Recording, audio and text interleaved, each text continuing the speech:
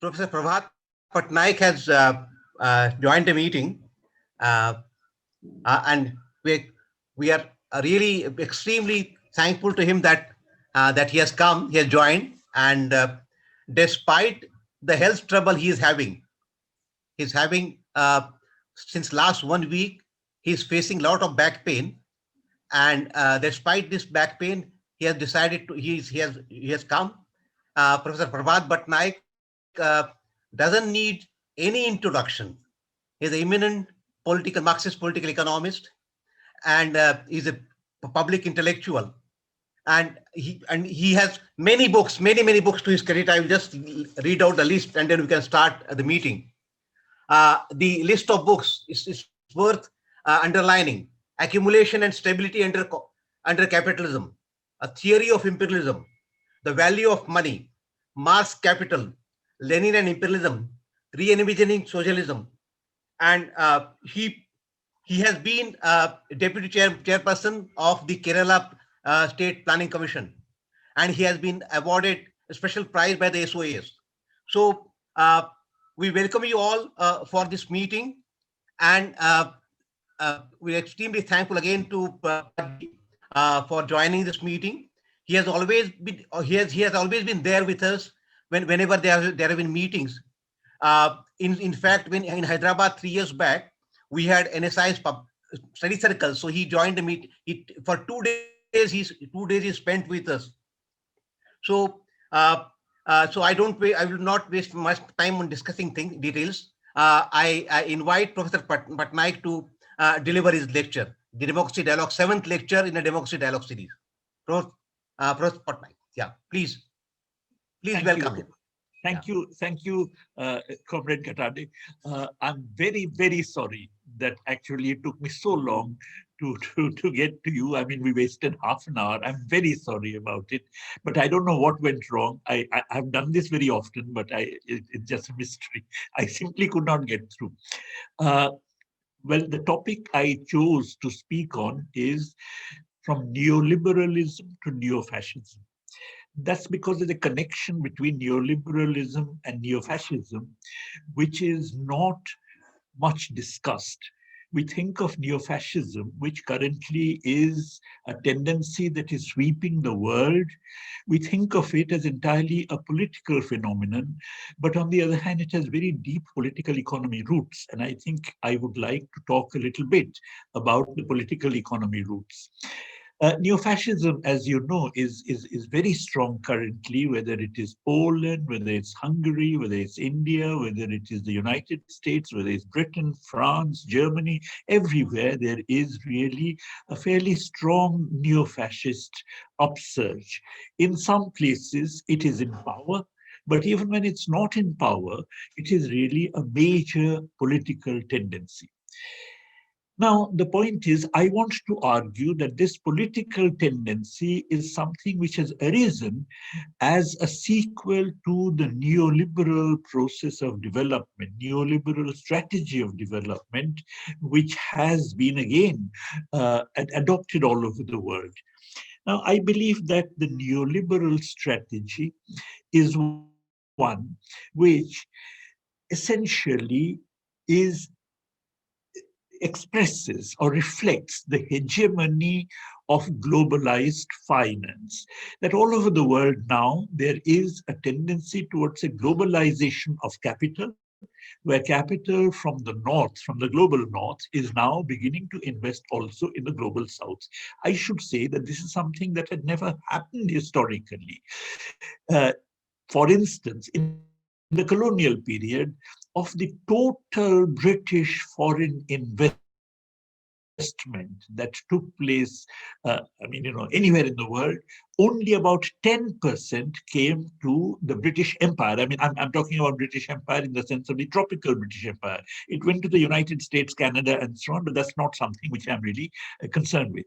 So typically, industry remained located in the north. It did not move south.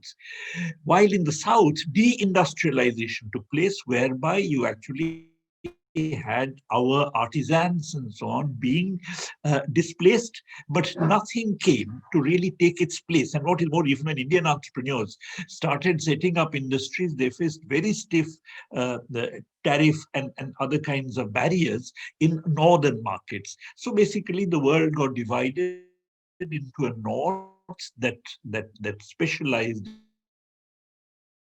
in manufacturing and industry, and a south that specialized in activities. Now that is now at any rate beginning to change under the current globalization. That now northern capital is beginning to set up industry in low-wage southern countries, whether it's China, whether it's Indonesia, whether it's Malaysia, whether it's Vietnam, and so on, and including other activities like services. India is a favorite destination for service activities. Now, therefore, you have a globalization of capital. But it is not only globalization of capital in production, you also have globalization, above all, globalization of capital as finance, as something that simply moves around.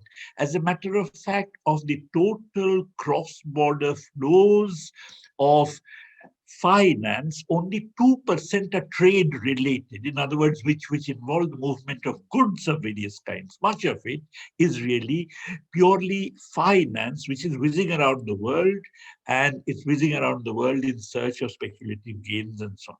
So globalization, above all, from the point of view of political economy today, entails globalization of finance. Now, notice one thing: if you have globalization of finance, but we live in a world of nation states. Now, therefore, it is a nation state, no matter whether the French state or the Indian state or the Polish state, facing globalized finance. In this situation, you have the nation state necessarily having to obey the dictates of finance. Because if you don't, then finance would leave your shores. Therefore, you have a situation where more or less all governments, no matter what their ideological complexion, even if tomorrow you had a socialist government coming to power in India, as long as it remains stuck in this process of globalized finance, namely finance can come in and go out at will, it will also necessarily have to follow the kind of strategy that globalized finance dictates. Now, the kind of strategy that globalization finance dictates is, in fact, the neoliberal strategy. Neoliberal strategy has a number of implications. We all know that, can relatively free flow of goods, relatively free flow of finance, relatively free flow of capital, the withdrawal of the state from the public sector, and of course, complete freedom being given to the corporate financial oligarchy in every country, which is a part of this globalized finance, which is locked into this globalization process, globalization of finance, complete freedom to the corporate financial oligarchy, and so on. But it has some implications, which of course are analytically very important from my point of view as I'm going to develop the argument. One implication is that it wants a withdrawal of the state. The neoliberal policies necessarily want a withdrawal of the state from a whole range of supporting roles that the state used to have vis-a-vis petty production, vis-a-vis small-scale production, and so on. And this is so everywhere. In the name of um, controlling the kind of fiscal balance, in the name of cutting down fiscal deficit, in the name of reducing taxes for the corporate financial oligarchy so that they manage to make more investment. You cut down expenditure, and when you cut expenditure in the kind of expenditure the government used to incur in supporting the petty production sector, including peasant agriculture. The withdrawal of withdrawal of the state from supporting petty production and peasant agriculture is one of the hallmarks of neoliberal policy.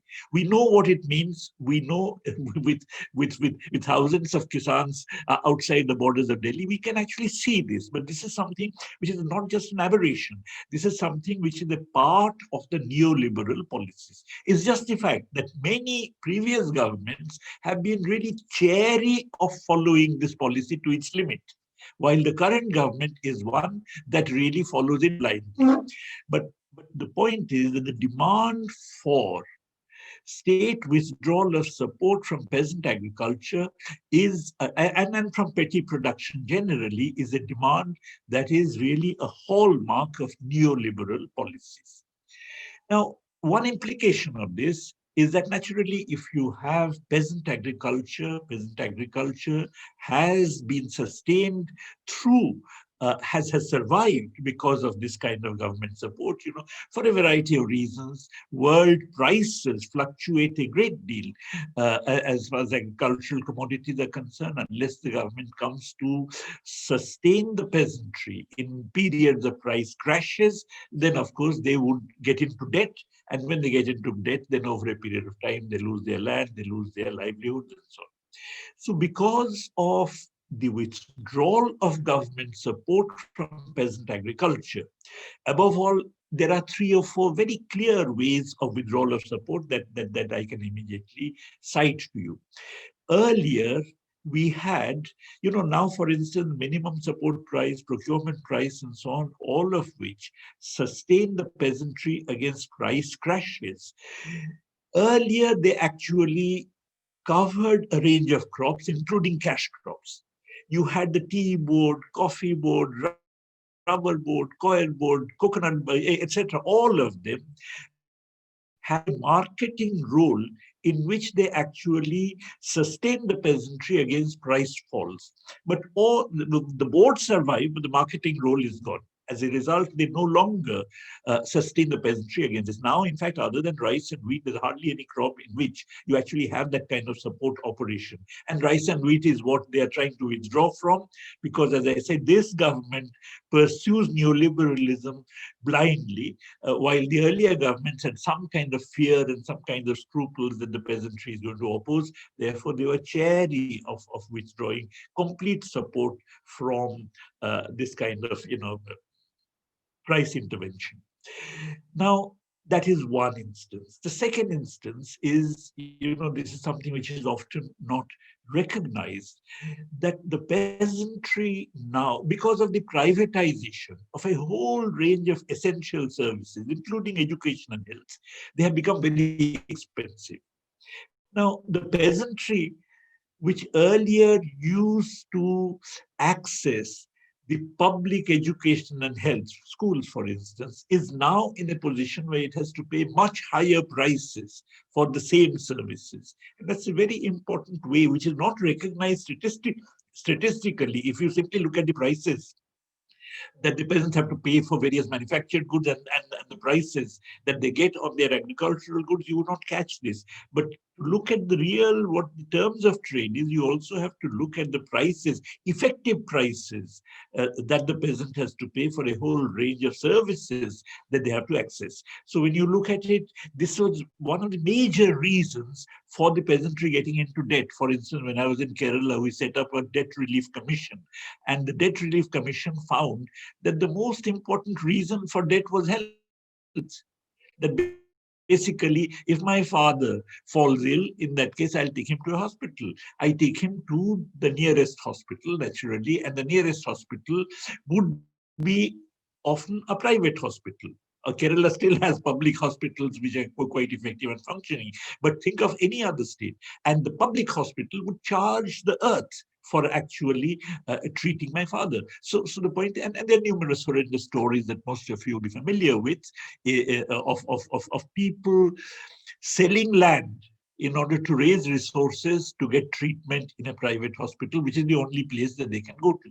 So that is a second way in which withdrawal of support from peasant agriculture and petty producers has really really squeezed them very, very badly. then you can think in terms of the kind of research, earlier, green revolution technology, whatever you may think of the green revolution, but that technology did raise yields significantly, and that technology was developed in India.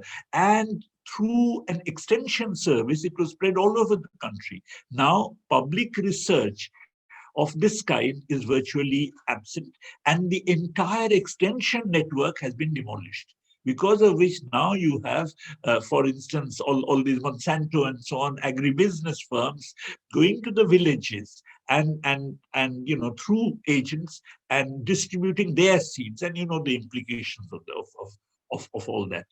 Now, because of this, the withdrawal of government support from agriculture has really pushed peasant agriculture into a situation where it is barely profitable to remain in agriculture. Now, this has meant that, for instance, 15 15 million peasants have lost their, in India, the census data, I'm comparing 1991 census with 2011 census. Census data classifies the agricultural population, the agricultural population into cultivators and laborers. 15 million cultivators have simply ceased to exist. The number of cultivators between 1991 and 2011 has gone down by 15 million. Some of them may have become laborers, others must have migrated to the cities. But when they migrate to the cities, there are no jobs in the cities. And that's where I come to the second aspect of neoliberalism. And that is that, that because you are now an open economy, because exports, you have to export as against competing against other countries, your imports from other countries are coming in. Therefore, all kinds of restrictions on technological come structural change, which used to be there earlier, are restrictions that are completely removed. Now, for instance, in the earlier, for instance, handloom, there was a reservation for handloom. You could not simply introduce technological progress as you liked. You could not simply introduce automation as you liked. There were restrictions on it. Most of those restrictions are gone, because of which there are very high rates of labor productivity growth. Now, many of our people, maybe political leaders, they don't understand this. Gandhiji understood it, that if you have, the rate of growth of employment is simply nothing else but the rate of growth of GDP minus the rate of growth of labor productivity. Now, if you have high rates of labor productivity, in that case, you have, for any given rate of growth of GDP, low growth of employment. And this is exactly what has happened. Now, many of our political leaders laud, oh yes, the country has very high rates of labor productivity, but they don't realize that high rates of labor productivity means you're creating much fewer jobs. Now, this is something which again saved the period. Just consider the period from 2004-5 to 2009-10. This was a period in which GDP growth was virtually at the rate of 8% per annum. Now, it is a very high rate of GDP growth. Now, during that very period, the rate of growth of employment, of course, what do you mean by employment? Even when someone is unemployed, it's very difficult to say he's unemployed. You have various statistical problems there. But if you take what is called usual status employment, a person who reports that for 183 days, that means majority of last 1 year, I was employed, person's own reporting, then you find that the usual status employment increased by 0.9% annually. 8% GDP growth, 0.9% is the rate of growth of usual status employment. Now, our rate of population growth and therefore the rate of growth of the workforce itself, natural rate of growth of workforce, is about 1.5%.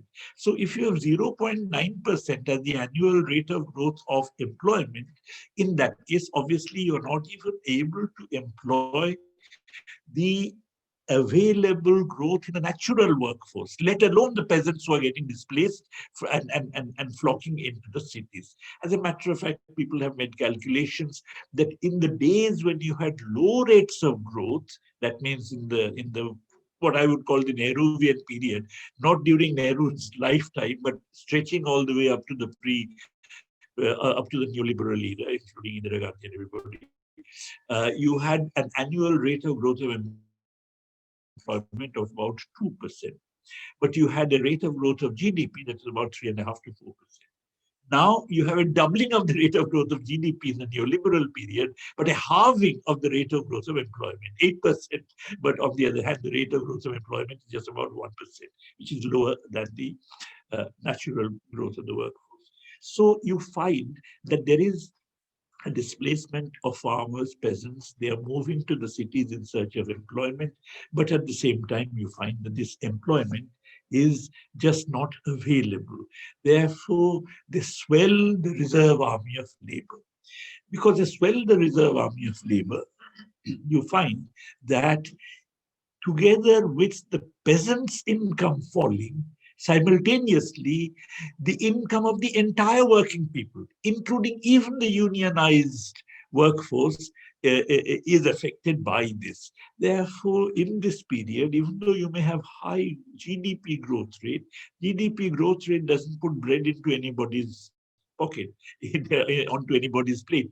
You find that the real income of the working people per capita real income of the working people has actually declined on average in this entire neoliberal period. I can give statistics on this if you now. This is a phenomenon which is not just confined to India. This is a phenomenon which is occurring globally. As a matter of fact, Joseph Stiglitz, the economist, made a calculation for the United States. He compared the real wage of a male industrial worker in the United States in 2011 with the real wage of a male industrial worker in 1968. And he found that in 2011, it was marginally lower. Now, obviously, it hasn't actually been like that all through. It had gone up, but then it has come down so that in 2011, it was marginally lower. So throughout the entire capitalist world or the entire world where neoliberal policies have been effective, operative, you actually find that real wages of the working people have not been going up. Marginal, perhaps, increase somewhere in some country, but on the whole, the real wages of the working people are not. But at the same time, labor productivity is rising everywhere. Now, if labor productivity rises and real wages don't rise, that basically means that the share of surplus in total output increases. And this is something which has happened at the world level. This is something which has happened at the level of particular countries. Now, for instance, and this reflects itself in two very well-known uh, the comparison of real wages of Joseph Stiglitz was between 1968 and 2011.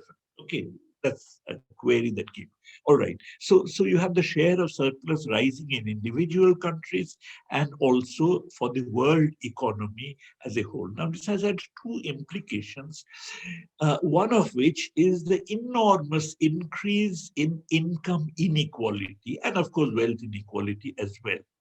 If the share of surplus rises, then effectively the rich are getting richer, and this is obviously an increase in income inequality. Now, Piketty and Chancel, two French economists, made some estimates about income inequality in India. They used income tax data. Income tax in India was introduced in 1922. So they looked at the entire period from 1922 till today, till about 2013, and they found that the share of the top 1% in national income was much higher in 2013, was higher in 2013 than it had been at any time since 1922. Okay. And you remember those days we used to have Maharajas and Zamindars and so on. But even so, the share of the top 1% in 2013 was actually higher than at any time between 1922 and 2013. As a matter of fact, another interesting thing that came out of their analysis is that the share of the top 1% has actually gone down during the what I call the Nehruvian period. I mean, during the period of statist development. I mean, say up to 1982. That in 1982. Uh, in 1982, the share of the top 1% was only 6% of national income, while now it is 22%. So the period of neoliberalism has meant an enormous increase in income inequality. The other implication is that suppose you actually have a rise in the share of surplus, a rise in income inequality. You see, out of a rupee that is given to a working person, the working person would spend the entire rupee. But if you give a rupee not to a working person, but to a surplus earner, uh, let's say a capitalist, then that capitalist would perhaps spend about 50 paise out of it, keep the remaining 50%, 50 paise in the bank to be spent tomorrow or whatever. Therefore, what is called the propensity to consume out of a rupee is greater for the working people than it is for the well-to-do. Pretty obvious thing. Now, because of this, the rise in income inequality or an increase in the share of surplus basically implies that there is a reduction in consumption for any given level of investment. Therefore, there is a problem of aggregate demand. Think of the world economy as a whole. In the world economy as a whole, if there is a certain amount of investment in any period, but income distribution becomes worse, then consumption falls. If consumption falls, then of course investment plus consumption, which is the total demand, also falls. If total demand falls, then output falls, and there's a tendency towards an overproduction crisis. Therefore, increases in income inequality create a tendency towards an overproduction crisis. Now, this tendency towards an overproduction crisis, which had been there right from the day that neoliberal uh, policies were introduced, was somehow kept in check by a number of factors. The most important at the world level was, of course, the so-called bubbles. In the United States, in the 1990s, you had a thing called the dot-com bubble. Dot-com companies' share prices went up very sharply. A lot of people felt wealthier, and then you had the housing bubble in which housing prices went up sharply. What happens in a bubble is that the price of the asset is much higher than its cost of production. And it's much higher because of speculative reasons. That I buy an asset knowing that it is much higher than its cost of production because I think that this boom is going to continue in the asset price, that tomorrow I can sell it off for a still higher price. So this keeps going up, up, up and up. Now, the moment this happens, then of course many people feel wealthier. I mean, obviously, if I have a house whose price is millions, then I feel wealthier. When they feel wealthier, then they consume more, they spend more, and so on. And of course, it's a financial asset. Then, of course, the cost of borrowing becomes cheaper, etc. So, because of this, you had bubble stimulated demand, which actually kept the tendency towards overproduction in check. But of course, we know the housing bubble collapsed in 2008, after which nothing has come to take its place. And therefore, the world economy is limping along with the tendency towards overproduction, making itself felt. Therefore, the crisis that we see is a crisis which had been there much earlier. What the COVID-19 has done is on top of that. Okay, but even if you leave COVID-19 out, nonetheless, there was a problem of a tendency towards an overproduction crisis in the world economy and in every individual economy of the world. Now, this tendency originally was in the Western world or in the global north, and it had even begun to spread to countries like India and China, which originally did not appear to be kind of afflicted by it. So all over the world, there is a tendency towards crisis, and this is very clear in terms of the huge rates of unemployment that we have been having in our country already. In other words, I was talking about unemployment because of the high rate of growth of labor productivity for any given rate of growth of output.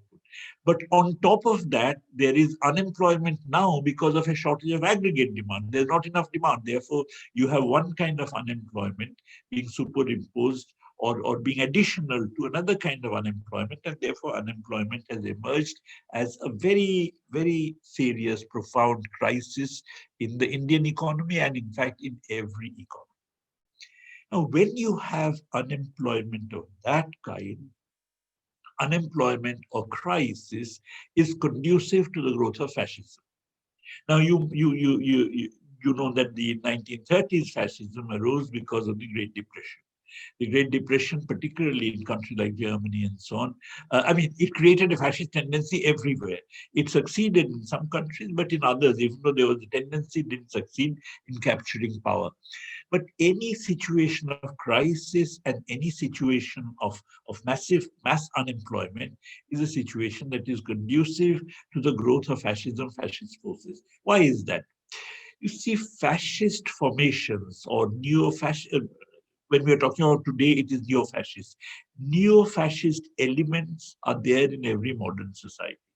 Fascist elements are there in every modern society, but they're usually confined to the fringes. But of course, they come center stage when they're propped up by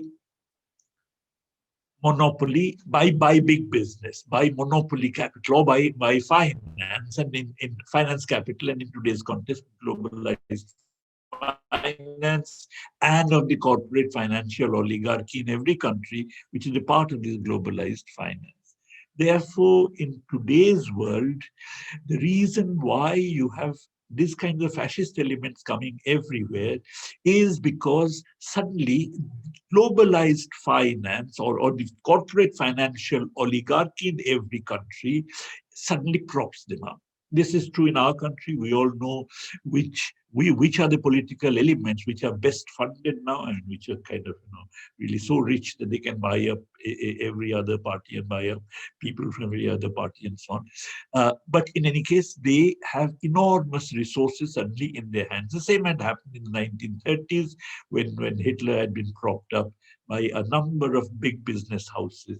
Many of you, I don't know, you're all probably much younger, but if you look at Visconti's film called The Dam, then that actually tells you how individual business houses supported individual elements in the Nazi party. And so the thing is that this is a very common phenomenon that in periods of crisis and so on, uh, neo-fascist elements or fascist elements are propped up by big business.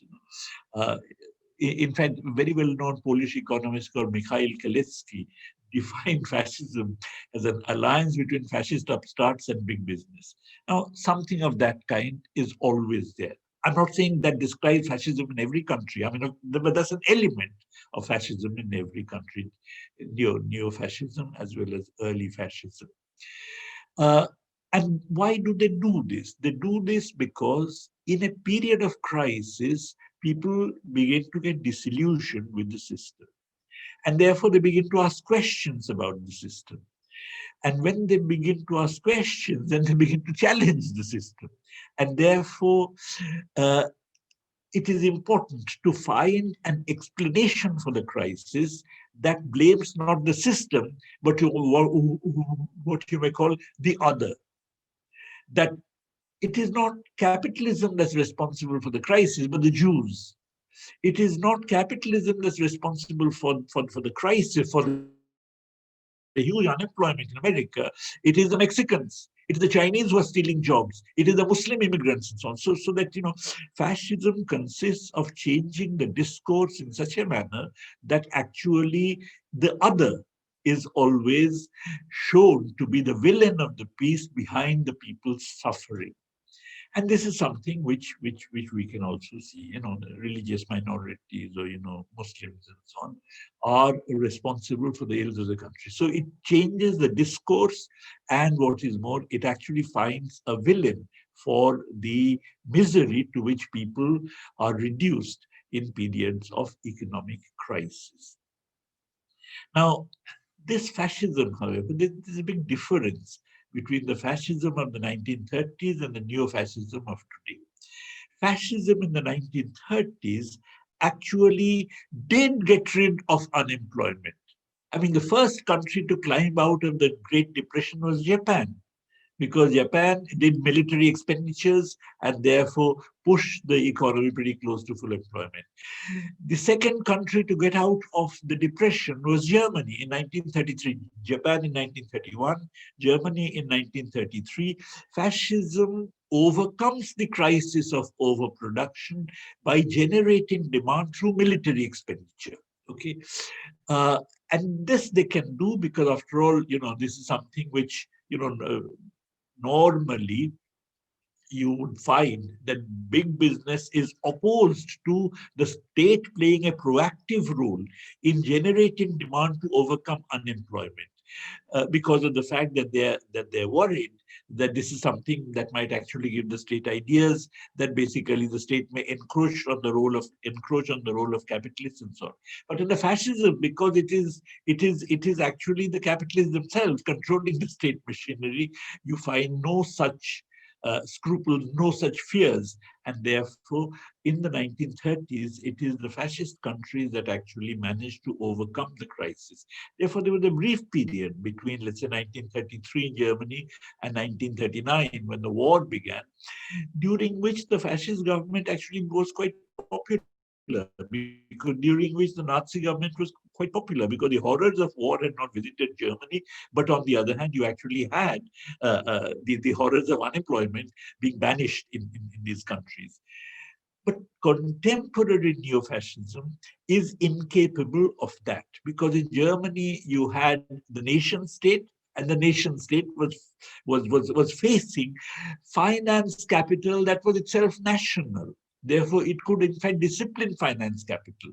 In today's context, the nation state, even in countries which are neo-fascist, uh, is facing finance capital that is globalized.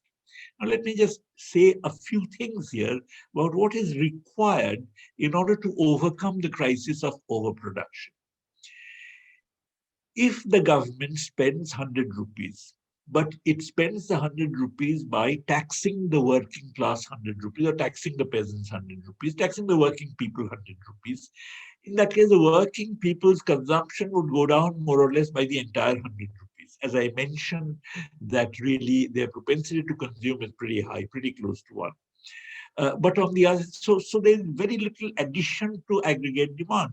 If I take 100 rupees from a worker who would have spent it otherwise, and I spend this, and I'm the government, then there's no net addition to demand. There's no net increase in demand. Net increase in demand would arise only if either the government finances by not taxing anybody, which is what we call fiscal deficit or deficit financing, or alternatively, the government finances the expenditure by taxing the capitalists, because their consumption is out of the 100 rupees would be only, let's say, 50 rupees. So their their consumption goes down by 50 rupees, but on the other hand, uh, government expenditure increases by 100 rupees, so there's a net increase in demand of 50 rupees. So this is something, but both these ways of financing government expenditures. Now, during the 1930s, the government simply did fiscal deficit. They just borrowed and spent. But both these expenditures now, or both these ways of financing government expenditure now, are really opposed by globalized finance. Globalized finance is opposed to fiscal deficits. We know that every country in the world, except the United States, has legislation limiting fiscal deficits to 3% of the GDP. There's no reason for it, but this is something which has to do with the fact that the legitimacy, social legitimacy of social legitimacy of capitalism is something that gets undermined if the government comes in. And therefore, global finance is opposed to fiscal deficit, doesn't like fiscal deficits. And of course, when finance is globalized, while the state remains a nation state, its writ has to run. And therefore, you have a situation where fiscal deficit is out, meaning unless the government is willing to confront globalized finance. Taxing the capitalists, of course, there would be objection, because then capitalists would object to being taxed. Is going to affect their incentive to invest, even such investment that they were undertaking. They may not do anymore. At least they would threaten they may not do anymore. They would say that this is going to affect our is going to affect our animal spirits. And of course, if a government taxes too much, then you would find that there would be an outflow of capital. Many of you may remember that when Pranab Mukherjee was the finance minister of India, you know, the country from which the maximum amount of direct foreign investment came to India was Mauritius. Now, why Mauritius? Not that Mauritian capitalists were investing, but because of the fact that British capital, American capital, they were all coming through the Mauritius route. Because India had a double taxation avoidance treaty with Mauritius, namely that if somebody is already taxed in Mauritius, then we can't tax that company here. And Mauritius has virtually zero taxation. Therefore, because of the existence of the treaty, many of these companies tried to locate some kind of an office in Mauritius, and then through that office, investment came to India. Pranab Mukherjee tried, when he was finance minister under the Manmohan Singh government, he actually tried to plug that Mauritius route. And he did so by saying that we actually would not care about whether it had an office in Mauritius or not. We'll go and see where their head office is. And immediately, as you know, there was an uproar. And because of that uproar, Pranab Mukherjee had to withdraw. And the Mauritius route remained open. So the thing is that taxing capitalists, particularly in a neoliberal regime, is very difficult, and fiscal deficit is difficult, which is why even a neo-fascist government in a particular country, because it is facing globalized capital, globalized finance, would not be able to overcome unemployment the way that you had in the 1930s, Germany and Japan overcoming unemployment. Now, this has a number of implications. One implication, of course, is that the kind of social legitimacy that they had got in the 1930s would not be available to the fascist governments. As the time passes, then they would become more and more vulnerable, and therefore begin to be more and more repressive, and begin to be, therefore, more and more divisive. So that's going to be one phenomenon. The other phenomenon is that even if fascism fascism burned itself, has historically burnt itself out either through war or okay, we have had one episode of fascism that burnt itself out through the war. Now, in countries where all this neo-fascism is emerging, you're going to have wars, it's going to burn itself out through wars. But on the other hand, it might actually even lose elections. But when it loses elections, it might actually come back again. So it would remain with us for a very long time, giving rise to a progressive fascification of our society. So this is a phenomenon which we cannot just say that if it's out of office, then everything is okay, because even if it's out of office, this is going to remain. Like Trump is out of office, but Trumpism would actually remain. So you have this situation that this fascism is likely to be a longer lasting phenomenon. I think neo-fascism as a tendency would be with us for a very long time. Now, in order to, okay, now the thing is that, that this is something which is common to all countries. But of course, every country's fascism has its own specific character. One of the things, for instance, one would ask that, okay, I mean, after all, these fascist elements, they're not just kind of, manipulated by the corporate financial oligarchy, and whenever they get there's money coming their way, they come to power and so on. Now, that is, of course, a very important element, but there are obviously things. I mean, for instance, in the case of German Nazism, the Treaty of Versailles had treated Germany very badly. And that is something which actually was exploited by the Nazis in order to come to power.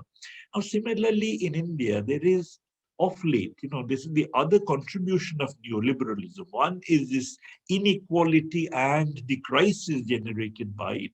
The other contribution of neoliberalism is that it has actually produced a relatively better off middle class, urban middle class. Urban middle class has been a beneficiary of neoliberalism. I'll give you an example from my own life. You see, when I first joined JNU as an associate professor in 1974, the salary I had, my monthly basic salary was 700 rupees. Today, if someone joins as an associate professor, then the monthly basic salary, basic I'm talking about, would be at least 50,000 rupees. So 1:70. When I joined JNU, the procurement price of wheat was about 70 rupees per quintal. Today, it'll be about 1,500 rupees per quintal, 1:20. So even an academic, and mind you, academics are not necessarily the most obvious beneficiaries of neoliberalism, but even an academic is better off today relative to a peasant, which is 3.5 times. If both were equal in 1974, then the academic's income today would be 3.5 times that of the peasant. Now, the middle class has done quite well. I don't have to labor the point out of neoliberalism. And in the process of doing well, the middle class has obviously, developed attitudes which are contemptuous of the poor. For instance, if I'm doing very well, then I'm not going to be told that, look, I'm doing very well because, let's say, I'm a person who's that neoliberalism is helping me. Our society is helping me. I'll say I'm doing very well because I'm talented. Therefore, if you have an increase in inequalities in that sense, then the increase in inequalities tends to rationalize itself through attitudes of contempt, through attitudes of contempt for the Dalits, attitudes of contempt for the minorities, attitudes of contempt for the excluded. And this is something which, on the one hand, promotes the kind of ideas underlying neo-fascism, and what is more, also puts the fear in the minds of the middle class that has been doing very well, that look, if you have this upsurge of Dalits and minorities and so on and so forth, then that's going to affect our privileged position. In other words, you find that a social prop of neo-fascism is in fact in the kind of class that has generally done well out of the neoliberal order. If this was not the case earlier, but this is a major change that has taken place in the Indian political landscape. So for all these reasons, we are going to be left with a situation where neo-fascism is going to be a feature of our society. Even when it's out of power, you cannot rule it out. It's going to remain a feature of our society in the days to come. But how do we get out of it? How do we, you see, in order to get over neo-fascism, to get out of neo-fascism, we have to get out of the conjuncture of the social situation that has produced neo-fascism. And that situation, as I said, is a situation of crisis. Now, in this crisis, overproduction crisis, it's very important to stimulate the economy, to stimulate demand. And for stimulating demand, the most important thing is for the government to spend. Now, as I said, the government, if it spends by taxing the workers, doesn't help in any stimulus of demand. But on the other hand, it has to enlarge its expenditure at the expense, either through a larger fiscal deficit, or you cannot go on sustaining a large fiscal deficit ad infinitum, and therefore it'll have to tax the capitalists. Now, This is something, therefore, which will going to be opposed by globalized finance, by the domestic corporate financial oligarchy, and so on. And as a result, you would have to, you know, two possibilities are there. One is getting rid of the hegemony of finance. If at the world level, suppose at the world level, all capitalist countries and major ones got together and said, we are going to stimulate demand in the world economy by having a larger fiscal deficit, a coordinated fiscal stimulus to the world economy. In that case, finance can't go to the moon. And therefore, they would have to more or less willy-nilly accept this proposition. Finance then would have to accept this proposition. That would mean breaking the hegemony of finance. But this is a matter on which there is not even any conversation going on at this moment. Therefore, the hegemony of finance in the current epoch of capitalism, nobody is even talking about breaking it.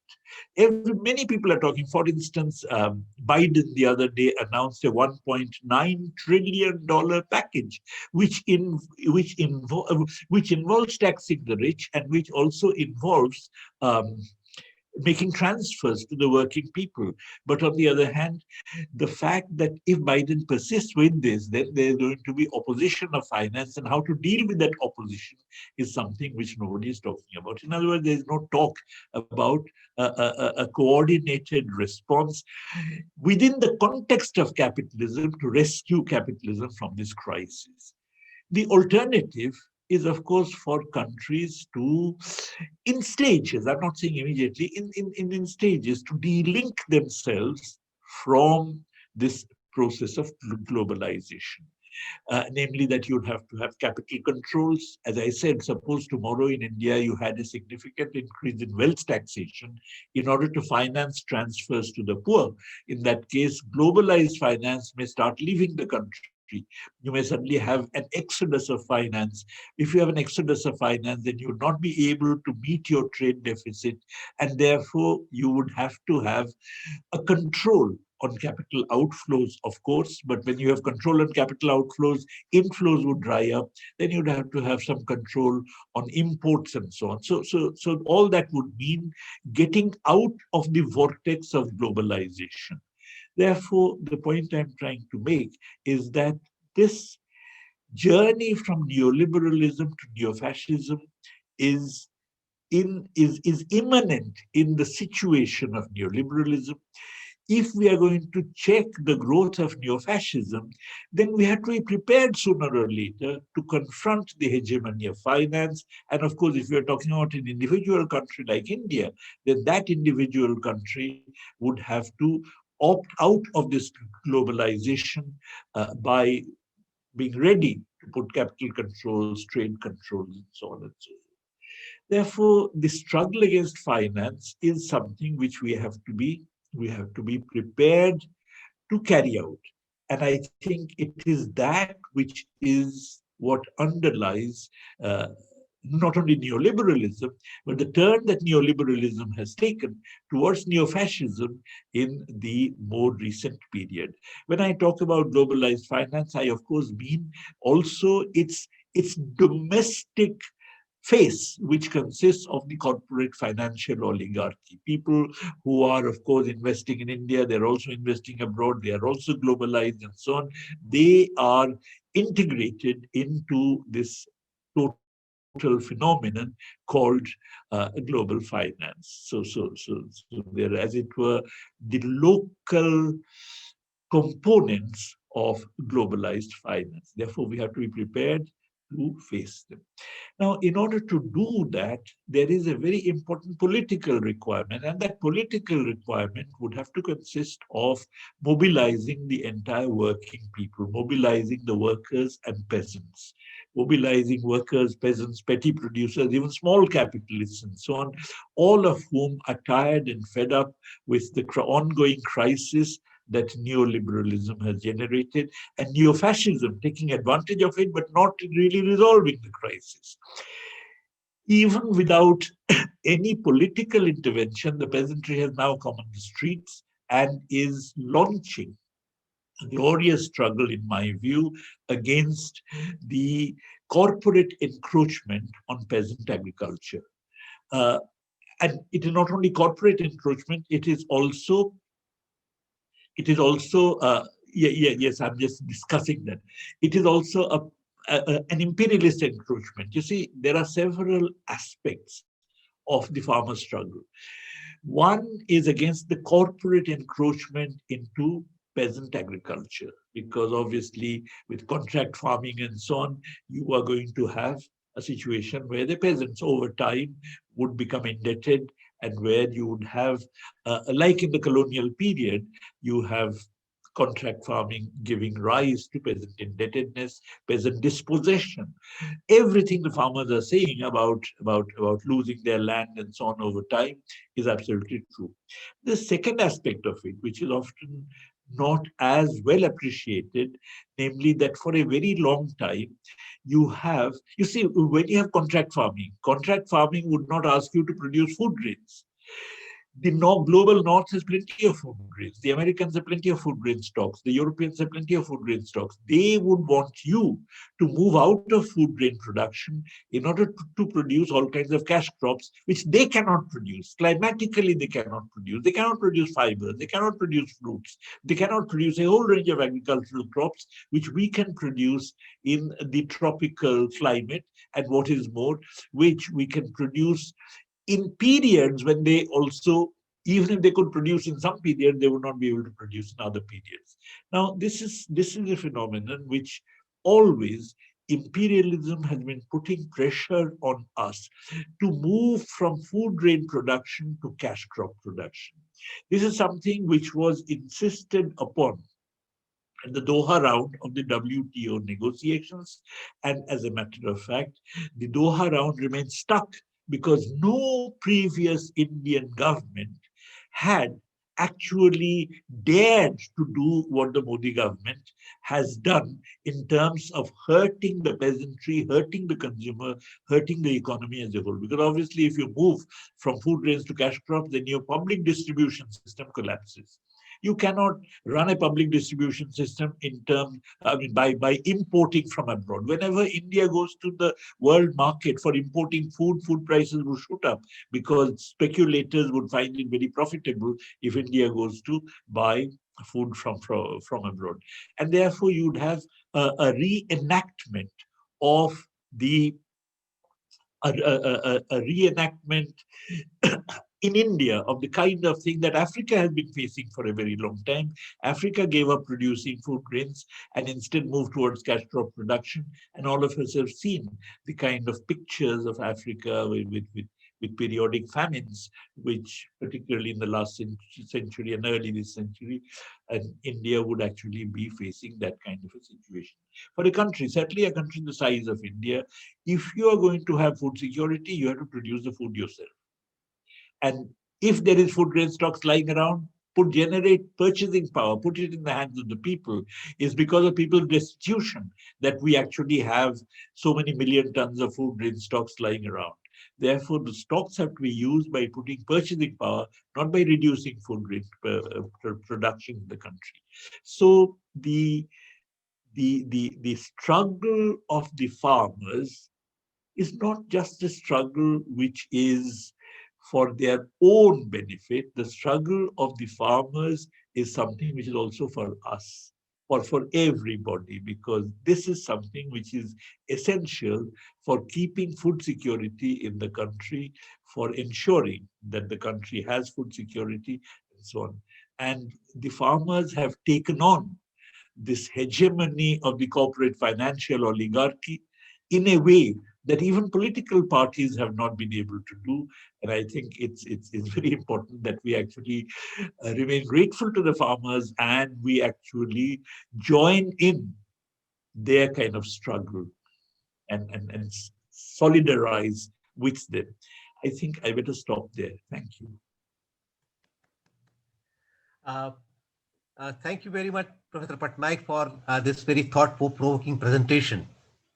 And instead of making some comments on myself, I would just like to invite questions from friends. There are many questions, but Before taking the questions in the chat box, I would just request Ravi, my friend Ravi, to make some initial comments about Professor Patnaik's presentation. Thank you, Professor Patnaik, and thank you for being here. Good to see you, and as always, a very clear-headed, very thoughtful, inspiring talk. Um, I have maybe two interrelated curiosities, and see if you can comment on those that will help us. You put, I mean, the way you have put the explanatory burden of neo-fascism on globalized finance, crisis of overproduction, um, um, um, and so on.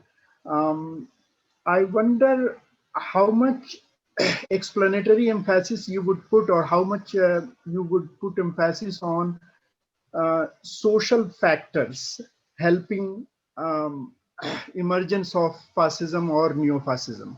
By that I mean that if there are, as you are yourself saying, that there are variations, uh, fascist elements are there in every country, every capitalist country, and the economic crisis of capitalism and the dominance of global finance and crisis of overproduction, that is also a global phenomenon. So that is more or less common for all capitalist countries.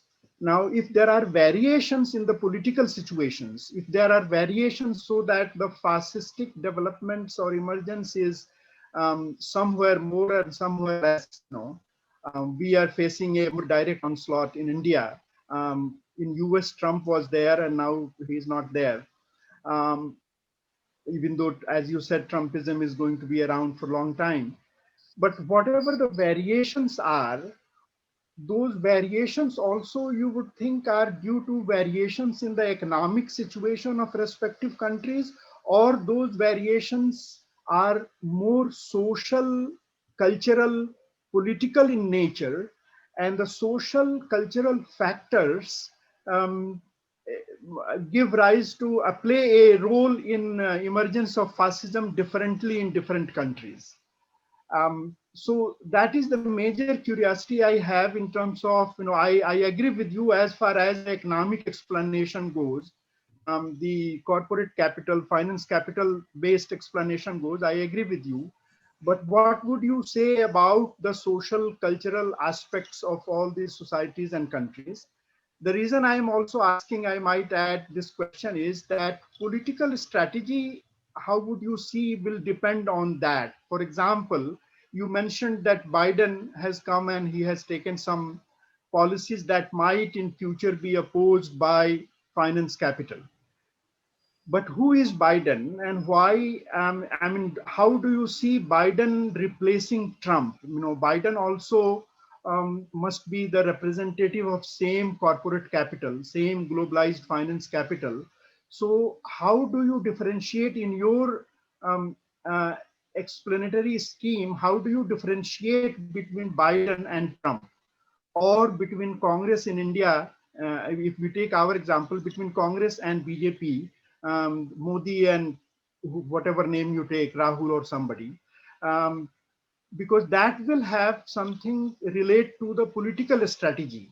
As are there, is there kind of split, if not split, different kind of capitalist political forces um, there in US or in India, and in any strategy to resist fascism or neo-fascism, um, people like us left, people who are opposed to finance capital and capitalism per se, will they have some kind of alliance with part of bourgeois political forces to defeat the neo-fascist forces?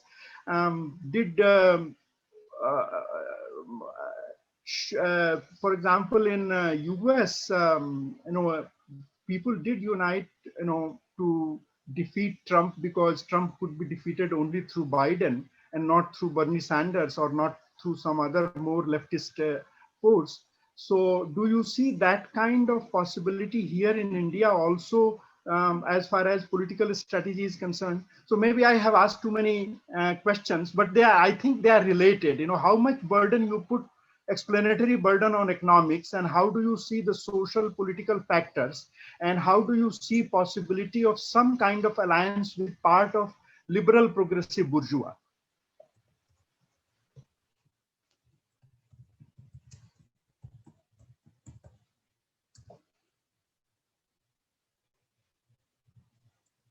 Okay, I think very interesting questions.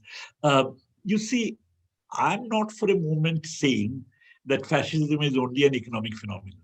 In fact, what I'm trying to say is that why is it a global phenomenon? In other words, the neo-fascist tendency is something which is not confined to India or confined to Brazil or confined to the US. It's a global phenomenon. Why is it that in this particular juncture, you suddenly have this emergence of neo-fascism everywhere? In that connection, I brought in the economic uh, issues. But of course, the economic roots of neo-fascism always are supplemented by the specific social situation in specific countries. In India, I think there are, at least two or three, you know, factors which I think are very important. I said that, of course, the situation of crisis, the fact that the middle class or the a very substantial segment of the urban professional middle class is one which has actually done quite well out of the crisis. I suspect that if the out of neoliberalism, but if the crisis continues, then of course they would become more and more disillusioned. But as of now, they are actually supporting neo-fascist tendencies because of the fact that they have done well, while the ordinary people have not. And their own justification for their doing well is because they are talented. That basically they believe that they are talented, that they are very good, which is why they have done well. But on the other hand, those who have not done well, must be something wrong with those particular people. But additionally, of course, when one is talking about the Indian context, one has to actually go back a long way. You see that this is a society in which the idea of equality has always been foreign. I mean, the caste system is a system of institutionalized inequality, which was, as it were, celebrated over millennia, not just centuries, but millennia. And in that kind of a situation, the fact that the anti-colonial struggle necessarily had to be broad-based, necessarily, therefore, had to promise a new order in which everybody would have equal rights as citizens and so on, was a really novel idea. As a matter of fact, I believe that it was, in a certain sense, a social revolution in this country, that we actually had a constitution that that treated everybody as an equal, not just equality before law, but equality in terms of equal rights and so on. Now, I think that social revolution had a lot of opposition to it. I mean, I know this because I remember the 1952 elections, the first elections. I was in a village, and the village had a dominant Brahmin landlord family. They were furious that their vote would have the same value as the vote of the Dalit. They're absolutely furious. And of course, in 1952 elections, they got the Dalits to vote they want the way they wanted. But subsequently, of course, things changed. So the extreme anger at this social revolution, this long social revolution that India was having, was already there. Nobody had the guts to say anything against it because it was not done. because the whole intellectual atmosphere in the country was different. The whole kind of social atmosphere in the country was different. But I believe with neoliberalism, even those kinds of suppressed angers now get a chance to express themselves because there are many more people. As I mentioned, even the urban middle class, which those days was quite progressive in terms of its outlook and so on, defense of the public sector, defense of the Nehruvian strategy and so on, is now changed its position. And that is something which actually provides the opportunity for these long simmering angers to come out. So there are these, I mean, I believe that the Indian neo-fascism also is a social counter-revolution against the entire social revolution that had actually been occurring over a long period of time, starting from the anti-colonial struggle. Then you raise the other question, which is very important, namely that the question of Biden. And you see, by Hillary Clinton in the last presidential election, the liberal bourgeoisie did not even accept that there was a crisis. Hillary Clinton did not even accept that the working class was facing acute hardship because of the crisis. But Trump talked about it. But said it's the Mexicans crisis because of the Mexicans, because of the Chinese, and so at least he talked about the crisis and unemployment. While Hillary Clinton was not talking about it because there was a general impression that okay, things would get automatically all right. The left, however, had a completely different position. It recognized the crisis. It recognized the crisis of the system. It had a kind of program of its own. Now, the point is that Biden could neither follow Trump nor could actually ignore the crisis. He had to have an agenda. And that agenda, he effectively, in a certain limited sense at any rate, took over from Bernie Sanders. He did not go as far as Bernie Sanders, but on the other hand, he took over part of the Bernie Sanders agenda in order to get back the support which the working class in America had extended to Trump by withdrawing from the traditional liberal bourgeois elements of the Democratic Party. Now, to what extent Biden is going to continue this? I believe sooner or later he's going to face a situation where he has to make a choice. I mean, FDR, for instance, faced that kind of a situation. Franklin Roosevelt. So Biden sooner or later would have to face that. Your other question about alliances, I personally believe that is very important for the left to have alliances with the liberal bourgeois elements, because I believe neo-fascism is extremely dangerous. As I said, it is not just, it is a social counter-revolution, it is anti-democratic, it is authoritarian, and it is literally trying to play the game of the corporate financial oligarchy, which any other political formation in India would be chary of doing. While supporting the liberal bourgeois elements in the political formation, the left must not lose its identity. I mean, that would be disastrous. The left has to remain left, but the left has to continuously push against these people. For a start, we have to insist, for instance, that UAPA, sedition laws, all these things which are being used by this government against anyone who raises his or her voice should all be repealed. I mean, I think that should be, I know many of them were introduced by the previous government, but on the other hand, we have to now that they have seen where it can lead to, this should be a condition for our kind of alliance. So alliance would be on a program, so that should be. But I think we must have alliances. Naresh wants to know how does one understand workers' support to BJP fascist appeals? How does one understand workers supporting the BJP? I Okay, uh, no, please.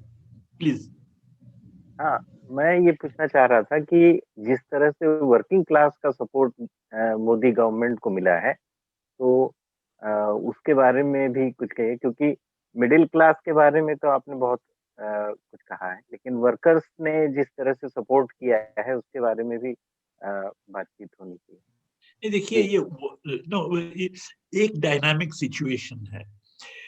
2014 में मोदी को बहुत लोगों ने support किया. Many of the peasants who are actually, as you know, many of them are now saying we made a mistake. In other words, even in 2019, they supported Modi because of Balakot and so on. So it's a dynamic situation. Many of the workers, there was a theory that the BJP put forward at that point of time. Like I mentioned, that, Trump saying that you're unemployed, that's because of the Mexicans, the Chinese, and so on. That time, Modi said that, look, you are unemployed. That's because you face a crisis, you face difficulty, but that's because Manmohan Singh is an incompetent prime minister. That is too weak as a prime minister. That basically, that what you need is a strong leadership. That if you have a strong leadership, you would be able to overcome this crisis. You'd be overcome this kind of unemployment, etc. So a narrative was built that time, not only strong, also corrupt, because that Anna Hazare's fast had happened. So there was this image that was built up that it was a corrupt, weak, incompetent government, which was also falling prey to all kinds of populist, in quotes, measures in favor of Dalits, in favor of Muslims, and so on and so forth. And that was the cause of the crisis. But the point is that it's a dynamic situation. I believe the working class support has actually eroded considerably as far as Modi is concerned. I know 2000, even by 2019 it had eroded. You remember there was a very big march in Delhi of Kisans and workers and so on. But that march, the effects of all that were, in a sense, overturned by this Balakot strike and so on, which was manufactured, got a lot of publicity, etc. But the thing is that even today, for instance, many of the working class actions, I talk to trade unionists, they say that even the BJP trade unionists are actually, the workers and the BJP trade unions are joining those strikes because the labor laws, for instance, have been so bad that the working class is angry about it. So the point is that I don't think we have to take the working class support for Modi as a given phenomenon. It's changed considerably. Even the middle class support for Modi, I'm saying, is something which would also change, because if this crisis continues, then the middle class, which was having a good time till now, is going to feel the pinch. And when it feels the pinch, now they would again begin to feel that, look, this fellow is no good, that we better have another government, another more competent economic administration, etc. So the thing is that these are changing things. Sanya, please raise your question. Hello, Professor Patnaik. I would like to ask you, like you talked about the peasantry, the unemployment, and the hegemony of the global capital, in like as factors in the rise of neo-fascism. How do you see the role of education, particularly the role of certain universities in this, like their role in this growth of neo-fascism per se? Because it is not only the middle class who practically own shops and are the owners of medium scale industries or small scale industries. It's also the intelligentsia which has contributed to this neo-fascist state, if I must say. Yes, I agree with you. And I think part of the reason for that is precisely because the intelligentsia comes from a class that has done quite well. You see, that has done quite well out of neoliberalism. Many opportunities have opened up of going abroad, of getting a foreign posting, etc., etc. So, and even in terms of domestic salaries, the salaries, I gave you the example of academics, so it has done well. But on the other hand, I think education, if you look at all the, okay, I think something very important was taking place in the sphere of education in the country. If you look at all the outstanding institutions in the country, JNU, Hyderabad Central University, let's say Pune Film Institute, the Baroda Fine Arts Center, Jadavpur University, just name it. All the centers of, all the places which you could count on your fingertips as the most outstanding institutions in the country were the ones in which there was massive opposition to BJP. Okay, now why is that? Because I think, and mind you, these are institutions, certainly I know about JNU, in which a young group of Dalit students was coming up, which was articulate, which was extremely political, which was highly motivated and highly intelligent. So that they themselves were centers of radicalism, and they also gave scope for an intelligentsia from below, which was actually coming up. It's not surprising that the Modi government has actually hit precisely these institutions. We know that that there have been very very substantial kind of interventions by the government. And JNU is virtually being destroyed, and the same is true of all these outstanding institutions. Now, then there are a whole lot of other institutions, education institutions, but let's not forget that those are institutions which were already facing a crisis earlier. And that crisis was not overcome by neoliberalism. On the contrary, neoliberalism set up private institutions. Every state university, for instance, has now, the number of posts. I know a university in which the economics department runs, and they have an MA, MPhil, PhD program, runs on the basis of a faculty of 3 members. So that we actually ran down the educational institutions which were, as it were, the kind of bread and butter, which were the intermediate level education institutions. There were some outstanding institutions which actually opposed it, but the Modi government is going to run down. And the whole idea is to privatize education, make it into a commodity, which is part of the neoliberal agenda. I think the commoditization of education is something which, what we are seeing today, you look at the new education policy, it is actually asking for a commoditization of education together with a veneer of Hindutva, where we say, oh, what a great country we were, and this and that,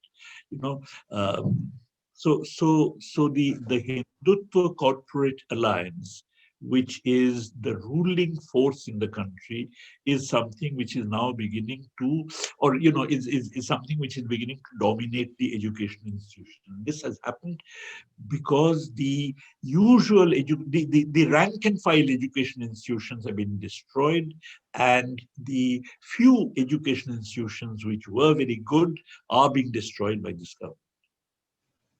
government.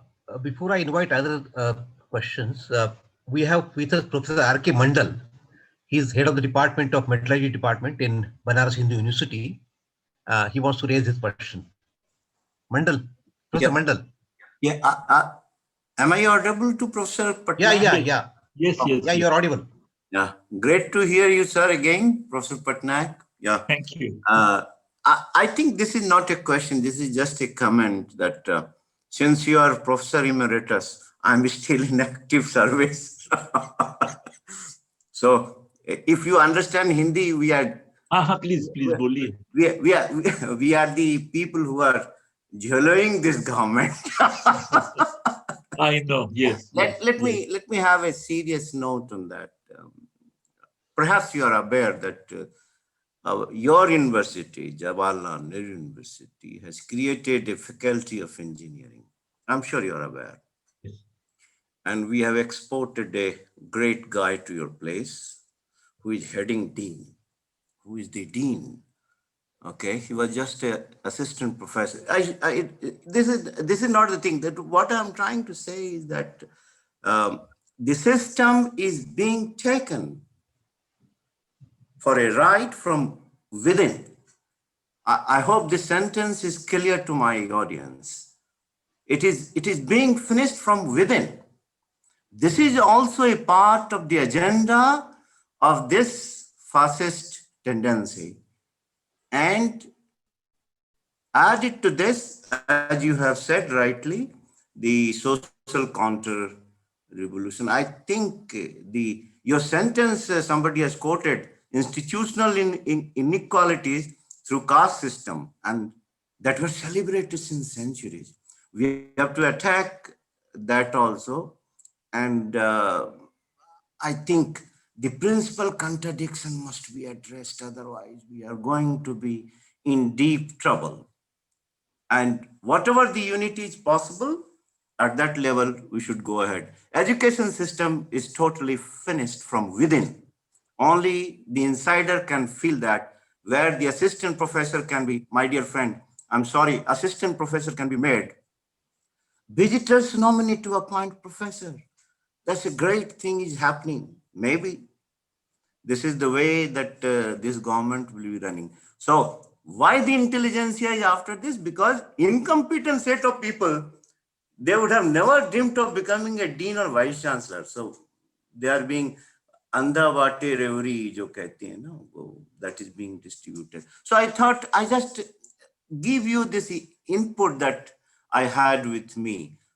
My headship term is over, Gatare. Okay, okay. Thank you, Mandal. Thank you, Mandal. We have with us Professor Anjaya. I think he wanted to raise some comment. Yeah, Professor Anjaya. I don't have anything to make. Sorry. uh, uh, we have a question from Professor Arun Kumar Sinha. I will just read the question. He, one sec. Yeah. Sorry. Once.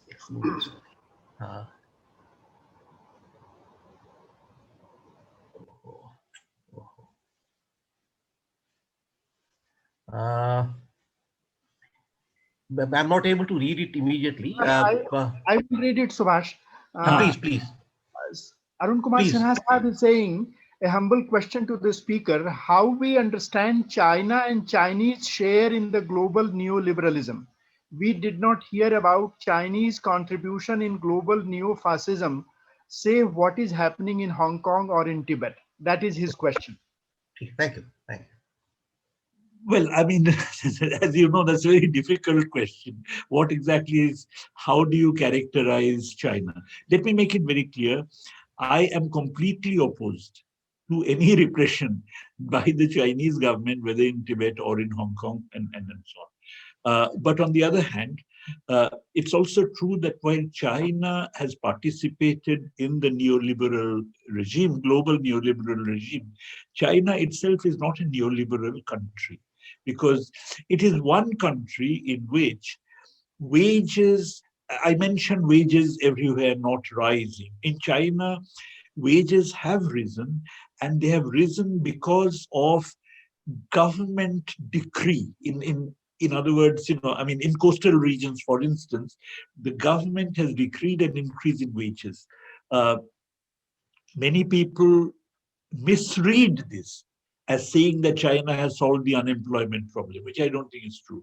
But basically, I think the government has done this. Now, similarly, we talked about the neoliberal regime's attack on petty production and peasant agriculture. In China too, that was happening, but they pulled back. You know, some time ago there was a central committee, there was a party congress in which they adopted the resolution of towards a socialist countryside, increased massively the number of scholarships for peasant children and so on, so that at critical points, they have actually managed to pull back, in some sense, interfere with the normal working of the neoliberal regime in order to ensure that some of its implications that we see and that is visible everywhere in the world is not visible in China. This they can do because in China, you do not have complete freedom of finance to move in and move out. For instance, if it is the case that somebody has invested, an American investor has invested in the Chinese stock market. If the American investor wants to pull out of China, then the American investor cannot simply sell it to a local Chinese, but has to sell it to someone else from America or from some other country who's also bringing in dollars. So that you can't have capital flight from China in the way that you can have from other countries. So they have had enough controls on the economy, despite the fact that China has participated in the neoliberal globalization, and also enough political control on the worsening of the conditions of workers and peasants. They have actually pulled out in specific situations.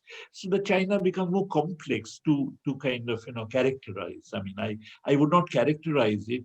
I certainly wouldn't characterize China as a capitalist country, but at the same time, I don't believe it's building the kind of socialism that I'd like to see. Uh, Subhash, Professor Shashi, can I hello. ask? Please, please, Hello, please, Subhash. Ravi. Go Uh, ahead. Ravi, good. yeah, Professor Patnaik, I cannot resist the temptation of asking you, since we have got hold of you, what do you think should be done to stop the fascists from taking over West Bengal in the coming elections? Well, okay, let me be very frank. That Sitaram Yeshwari is my student, so I talk to him. Yeah, I mean, I talk to him, and the uppermost thought in everybody's mind is whether the left should actually, instead of putting up its own candidates with Congress, should not support or should support Mamata Banerjee. I mean, support meaning have some arrangement with Mamata Banerjee. But the Sitaram Yechury tells me, and I think there is a point in it, that to the extent you see, if it is a three-cornered fight, then a lot of the anti-incumbency votes, which would otherwise go to BJP, would actually get split. So his reading is that actually having a three-cornered fight is worse for the BJP than having a direct confrontation. Now, I have not been to West Bengal. I don't exactly know. But let's not forget that a lot of the BJP vote was what used to be the vote of the left front. So if some of it can at all come back to the Congress left alliance, then that would ipso facto weaken the BJP. Now, whether that's a better reading or the other thing which many people are saying, namely a straight polarization in BJP and the others, implicit. In other words, you can't explicitly go with Mamata Banerjee, because then the party itself would not survive, because she has been, I mean, Trinamool Congress has attacked the CPIM, where people can't go to their villages and so on. So if you actually support Trinamool Congress, in that case, the party itself would disappear. So the thing is that, which of these is a better strategy, I'm not in a position to say, but I think there is something to be said for what Sitaram is saying. Uh, we are slowly moving towards concluding this meeting, but I just wanted to raise uh, Professor Shashi Shekhar Singh has asked this question. I just want to know what would be the best recipe to counter this rise of neo-fascism. Shashi Shekhar Singh wants to know. No, okay, I said earlier that the widest possible alliance, including with liberal bourgeois formations, is important to defeat the BJP. This alliance should be around a program. But on the other hand, I do not want the alliance to break because of differences in the program, because the importance of the alliance is really very great. Therefore, we should work out with other formations some kind of a program, on minimum program on which we agree. Then when the time comes, but the left must have its own program, that we don't just believe in this, we have our own thing. So when the time comes, we have to keep insisting that bits of our program should actually get incorporated.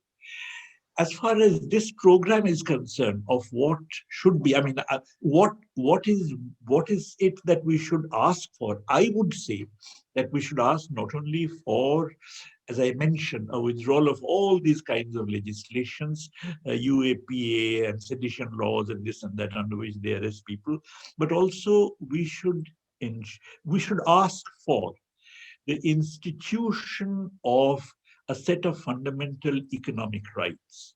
In other words, we have fundamental political rights, which of course must be respected because they have been getting violated with impunity. But our constitution put economic rights to the directive principles. but I think we should in fact have fundamental economic rights. If we cannot get it through the states and so on, at least they should be legislated by the parliament itself, that any new government that comes, we should say, should have a set of fundamental economic rights, in which I would like to include the right to food, the right to employment, failing which a wage has to be paid if a person cannot. In other words, providing employment to a person is the job of the state, not of the person itself. Right to employment, right to food, right to free quality healthcare based on a national health service, the right to free quality education, which is at least up to a certain level, certainly up to the school level, and the right to old age pension and disability benefits. I would say at least these 5 rights. I made a calculation, they would cost, in addition to what we spend on these heads, about 10% of GDP. And I believe to spend 10% of GDP, you need to raise 7% extra taxation, because when you spend, then income increases. Some you get automatically, some taxes you get automatically. A 7% of GDP additional taxation you have to raise, you can raise by imposing a 2% wealth tax on the top 1% of the population, and a 1/3 inheritance tax again on the top 1% of the population. You know, Elizabeth Warren in the American elections wanted a 2% wealth tax. She had only 2 slabs, 1%, 2%. She wanted. Bernie Sanders had a far more graded. I mean, his maximum was about 7% wealth tax. So this 2% wealth tax on the top 1% of the population is something which is really a very mild and moderate demand. The amazing, people get surprised that in India there's no wealth tax. And wealth inequalities have increased dramatically. I mean, any capitalist society has a wealth tax. So it's just kind of amazing. So I would like that to be incorporated. May not be acceptable. That's different. Ritika Ramasuri has raised her hand. Ritika. Yeah, sorry, I had to just to digress a bit. I have a question that is not completely relevant to this particular lecture, but I would like to know, Professor, if you would be open to receiving emails from students like me. I'm a student of public policy, and we're studying the trajectory of the Indian economy, which is a very small component of the entire core course. And so, a couple of us, meaning the students, are trying to read texts beyond the curriculum that is given to us, and we're also trying to refer to your text and your work. But I wanted to know if you would be open to receiving emails and interacting with students. Yes, how would that certainly. work? Certainly. My email address, I will tell you, you just write it down. Prabhat PTNK, all one, PRABHATPTNK at yahoo.co.in. Okay, thank you very much. Okay. So I think uh, Professor Patnaik, we're really thankful, grateful to you that you came for this meeting despite your back pain, severe back pain, and all the participants. And the technical problems were there, despite that you came here. We thank you again and thank all the participants that they joined the meeting, and we'll meet again next month with the new lecture. Thank you. You know, I believe you feel pain when you're conscious of pain. During this conversation, I have lost consciousness of my pain, and therefore I'm feeling quite fine at the moment. Thank you.